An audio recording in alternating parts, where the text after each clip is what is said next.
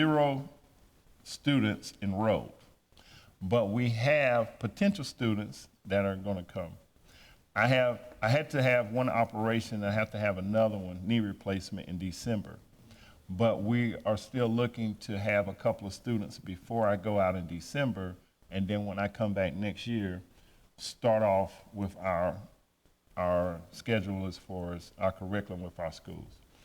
So most of the fundraising is coming from First Pres for what you need? I wouldn't say most. We have informal fundraisers twice a month with just fried chicken luncheon and fried fish luncheon, and then we've had donations. But that's been a source of income for us. Oh, I hate talking. So that's just been helping us build. It's like we're getting prepared, and we're very naive in a way. We thought we could have a class, have a big class, like 15 people. No, we're not going to do that. So we've learned that's not going to happen. So we've changed our model to being accepting apprenticeships. So now when we talk to Cooperative Christian Ministries, when we talk to Fathers on the Move, which is a nonprofit out of Chapel Hill that works with people getting out of prisons to make a plan before they get out of prison, we're presenting ourselves like that, saying we'll work with your schedule, and we'll take apprenticeships, and you can come to us and work through the material, work on your skills till you're ready, because the population that we're trying to attract, they can't afford to take 8 weeks off of part-time jobs or whatever they're trying to do to get back in the community. So we've learned that the model we thought we could offer isn't going to work. So we're approaching it from that standpoint now, apprenticeships. Maybe one day when we have grown the program and we have more instructors, maybe then we could offer classes with like 15 people at a time, but we're not there yet. We're still building it. I've been to some of these fundraisers. Food's delicious. Kathy? Thank you for being here. I have been to one of them too, to come by and pick up a couple of takeout lunches. I didn't know, I only knew that because Carol had sent something. So we need to know when those opportunities are, because I would certainly be back. Okay. It was delicious. Yeah. Thank you. And my question was, what is your pipeline, which sort of tags onto Joe's question? Is it word of mouth? Is it Opportunity House? Is it, how do you find people that might want to apprentice with you? Yes, it is Opportunity House, Corporate Christian Ministry. We network with them. And like Alice said, Fathers on the Move is a new program in Kannapolis that reaches out to people coming out of federal prisons. We also recently just got approved to go into the jail. We got that approval this week to go into the jail, and we have to go and talk to them. And believe it or not, I was the holdup on that. They couldn't get my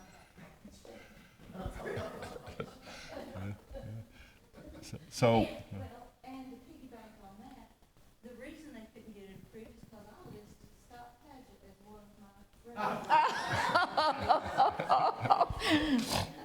And he was my principal for 15 years, so, and he never did call the lady back. I think he'll recommend me. So we'll have to stop when he shows back at church. He goes to this church. Oh, okay. Yeah.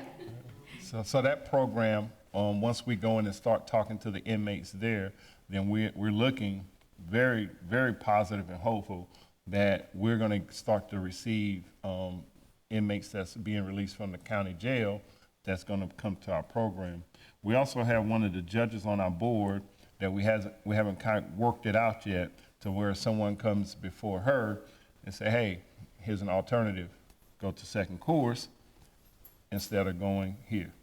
So we're trying to work on that as well. And still word of mouth. Our website is still under development, but it has grown. So we're at secondcourse.org, and you'll be able to see certain things that we're starting to do. And before, Alice built the foundation for our website, and she would always say, Colin, I don't like computers, but she tried. Alice is my rock.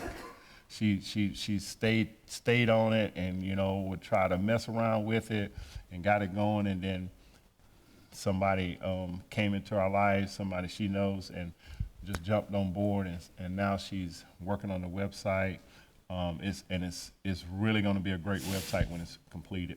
We're going to have a donate button on it, all kind of other features, and I'm not that technical savvy as well, but when I looked at it the other day, I was like, oh man, it's really coming along.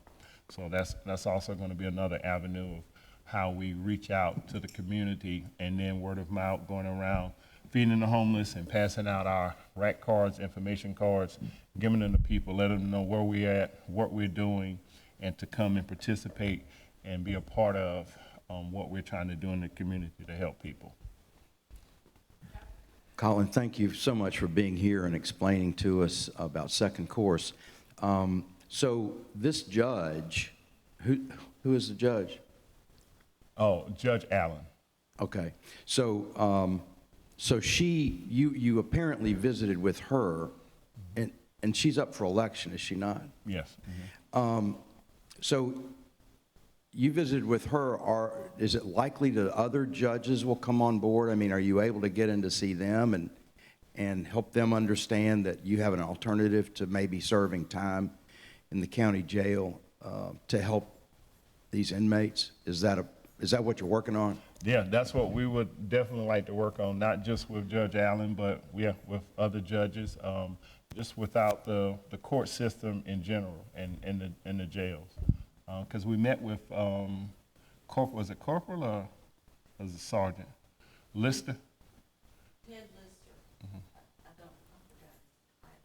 Okay. Well, yeah, he's in the sheriff. Windley, our contacts with the sheriff's department.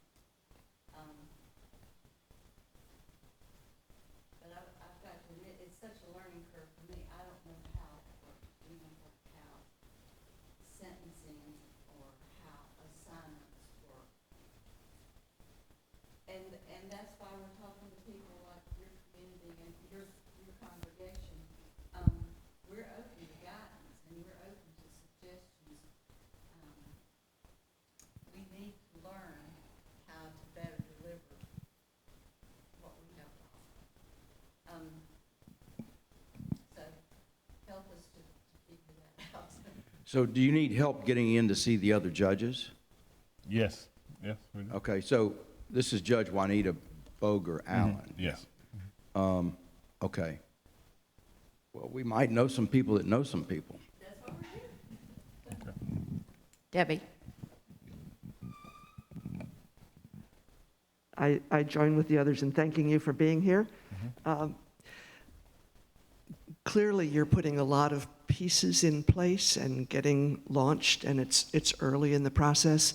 I'm curious about the structure of the curriculum. What do you have in place in terms of what do you teach these people, and how do you know when they have completed the learning process? Okay. Well, when they come into the kitchen, like I said, they're not going to become this great chef. That takes time. So I'm not going to give anybody false hope, but what I will give them is a foundation. We're going to teach them basic knife skills. We're going to teach them how to have a sense of urgency in the kitchen. They're going to also learn all the aspects of ServSafe. ServSafe is a program, or it's an educational part of the culinary field where they learn how to properly handle food. And they get a certificate from the National Restaurant Association saying that they have been trained in all of these fields of properly handling food, food storage, cleaning. They also learn about contaminants, biological contaminants, physical contaminants.